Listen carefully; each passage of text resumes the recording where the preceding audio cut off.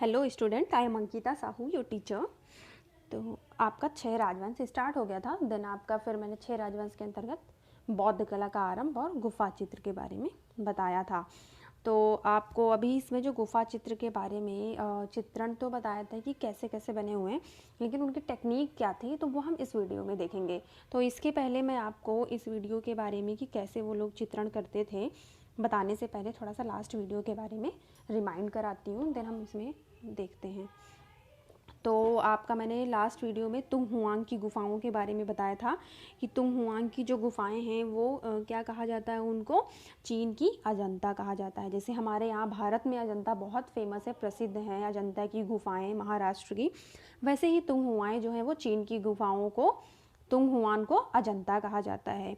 यही ईसा की 4वीं शती में निर्माण कार्य आरंभ हुआ था, जो 14वीं शती तक होता रहा। इस प्रकार तुंगहुआन में चीनी कला के 1000 वर्ष तक विकास का इतिहास चलता रहा। फिर धर्मांध मुस्लिम तुर्कों ने इसे कई बार क्षति भी पहुंचाई। विदांतों ने यहाँ चित्र और मूर्तियां उखाड़ ली। तो इन गुफाओं में बहुत सारे जब आक्रमण होते थे तो उनका भी प्रभाव पड़ता था। वो चित्र और मूर्तियाँ ये सारी चीज़ें यहाँ से उखाड़ के ले जाते थे। तुंगहुआन जो है वो जो चीन की राजधानी है बीजिंग, उससे 1600 किलोमीटर से भी अधिक दूर है। यहाँ सदैव भिक्षु रहने आया करते थे, जैसे अजंता की भांति। जैसे अजंता में आपका बिहार में चैत्य और विहार में 2 भागों में बटा होता था, तो विहार में रहने के लिए भिक्षु आते थे, तो वैसे ही यहाँ पे भी था। और यहाँ पे भी एक पतली धारा बीच से बहती है, जैसे गुफाओं और पहाड़ियों के बीच से। तो ये जो है यहाँ की जो पहाड़ी के पत्थर हैं वो काफ़ी मुलायम है। कुल गुफाओं की जो संख्या है इसमें 486 है, 486, जैसा कि मैंने आप लोग को लास्ट वीडियो में बताया ही था। और कुछ जो गुफाएं हैं कुछ यहाँ पे वो दब गई थी, फिर उनके बालू जब हटाए गए ऊपर से पत्थरों के गुफाओं के, तो क्या हुआ, वो चित्रण है वो दिखने लग गए और उनको देख के ऐसा प्रतीत होता था कि ये कुछ समय पहले ही चित्र बने हैं। लेकिन क्या हुआ, जब इन गुफाओं को पूरी तरह से खोल दिया गया तो ये शुष्क जलवायु के कारण फीके पड़ गए और लुप्त होने लग गए। तो ये सारी चीज़ें आपको मैंने तुंगहुआंग की गुफाओं के बारे में इसके पहले वाली जो वीडियो भेजी थी उसमें बताया था। तब हम आगे देखते हैं तुंगहुआंग की गुफाओं के बारे में और क्या क्या चीज़ें हैं। तुंगहुआंग की प्रसिद्धि तो पहले से ही थी, किंतु 20वीं शती में विद्वानों ने खोजी दल और विशेष आकर्षित हुए। ब्रिटिश, फ्रेंच, जापानी, रूसी तथा अमेरिकी कलाविदों ने इन पर कार्य करना आरंभ कर दिया। देखिए, कह रहे हैं कि तुंगहुआंग की जो गुफाएं हैं वो तो पहले से ही प्रसिद्ध थी, लेकिन जब इनको विद्वानों ने खोजा, इनके चित्रों पर जो है परीक्षण किया उन्होंने, और इनकी तरफ जब वो आकर्षित हुए तो इन पे काम करना स्टार्ट कर दिया। तो फिर क्या हुआ, यहाँ पे ब्रिटिश, फ्रेंच, जापानी, रूसी तथा अमेरिकी कलाविद जो थे, है ना, जो कलाओं को अच्छे से वो पहचानते थे, जो आर्टिस्ट थे, है ना, तो इन पर क्या किया, उन्होंने कला का कार्य करना आरंभ कर दिया। 1943 में 1943 में चीन सरकार द्वारा तुंगहुआन शोध संस्थान की स्थापना के पश्चात इसकी विधिवत सुरक्षा का प्रबंध किया। सफाई तथा गुफाओं में भरी बालू हटाने के लिए अनेक गुफाओं में सीढ़ियाँ, मार्ग, मूर्तियाँ एवं चित्र मिले हैं, जिनका पुनरुद्धार भी किया गया है।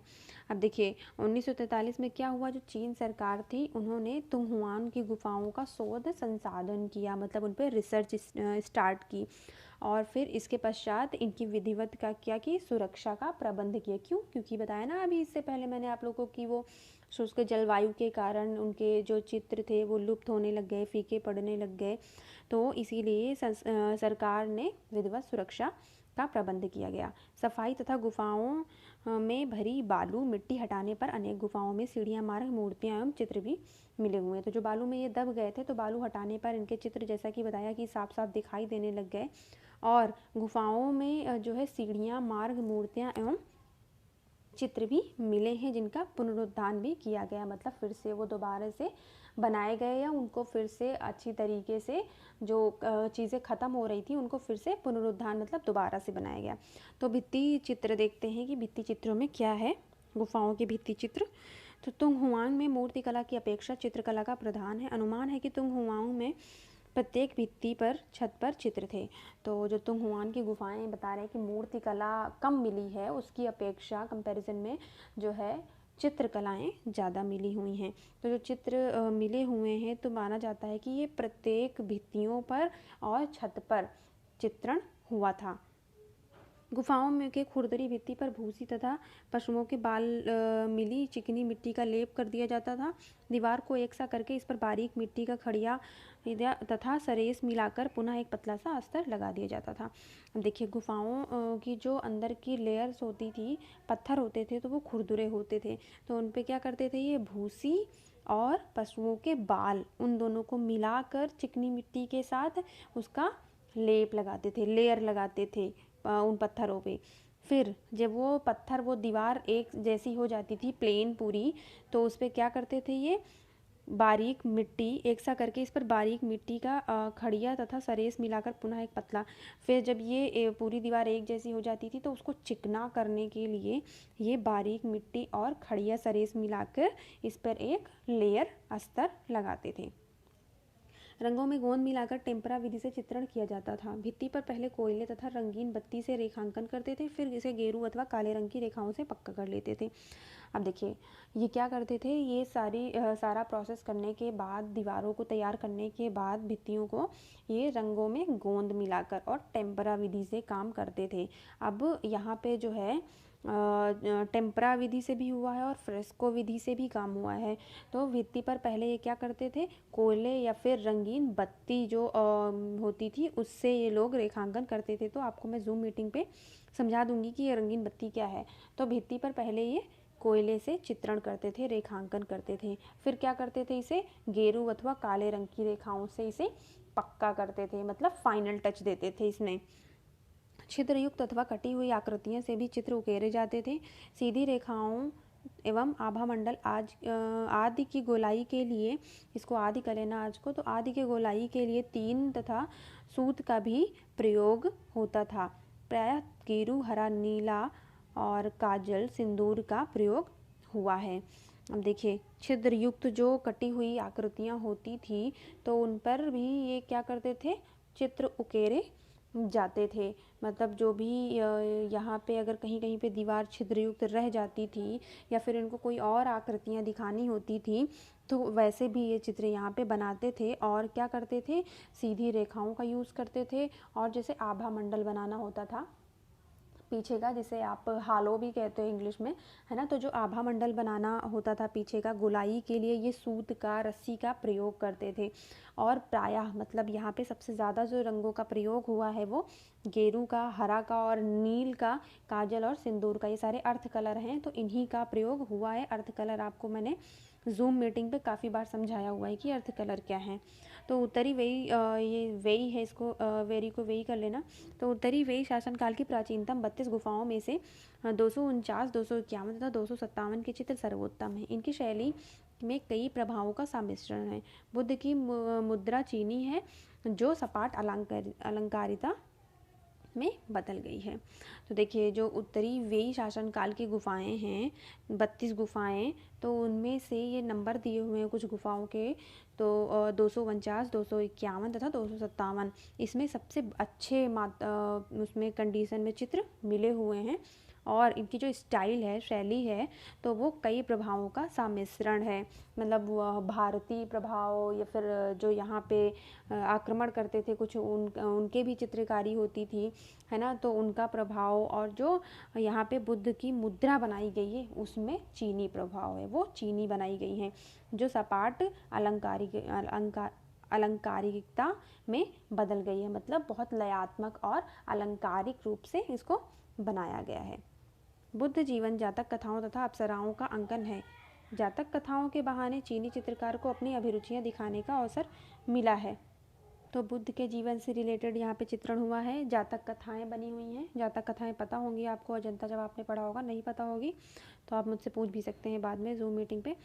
तो जातक कथाएं यहाँ पे बनी हुई हैं और अप्सराओं का भी अंकन हुआ है। तो जातक कथाओं के बहाने क्या हुआ है, जो चीनी चित्रकार थे उनको, जिनमें जिसको जिस चीज़ में रुचि थी वो दिखाने का इनको अच्छा अवसर मिला है। जातक कथाओं का अंकन प्रायः बाएं से दाएं क्रम में अधिक हुआ है। दृश्यों का चित्रण इस प्रकार से हुआ है, मानो लंबे रेशमी चित्रपट के दृश्य के टुकड़े काट काट कर 3 पट्टियाँ में दीवार पर ऊपर नीचे लगा दिए गए हैं। तो जो यहाँ पे जातक कथाएं बनी हुई हैं, और इसको जातक को जाटका भी कह सकते हो आप, अंग्रेज़ी में।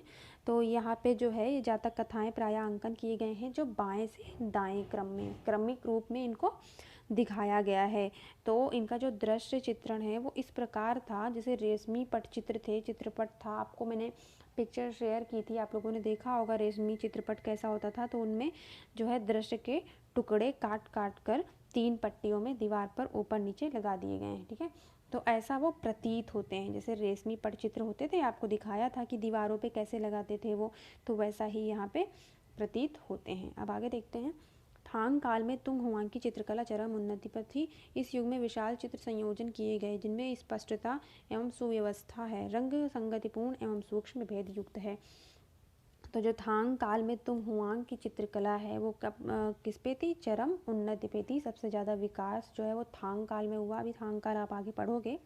तो इस युग में विशाल चित्र संयोजन किए गए हैं और इसमें जो है स्पष्टता और सुव्यवस्था देखने को मिलती है, रंग संगतिपूर्ण है और सूक्ष्म भेद युक्त हैं।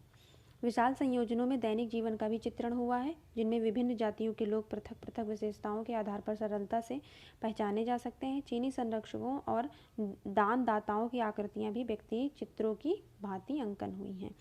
तो यहाँ पे बहुत ही विशाल संयोजन हुआ है, बहुत बड़े बड़े टॉपिक्स पे भी चित्र बने हुए हैं और इसमें जो है दैनिक जीवन जो आपका डेली रूटीन होता है उसका भी चित्रण हुआ है और इसमें विभिन्न जातियों के पृथक पृथक विशेषताएं जो है वो देखने को मिलती हैं, आसानी से पहचान भी सकते हैं उनको हम।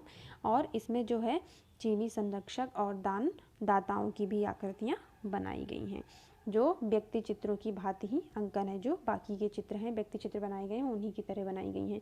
गुफा संख्या 96 अत्यंत विशाल है और दीवारों पर तत्कालीन सुंदर चित्रों की रेखाएं अब दिखाई देती हैं। गुफा संख्या 112 भी इसी युग की है।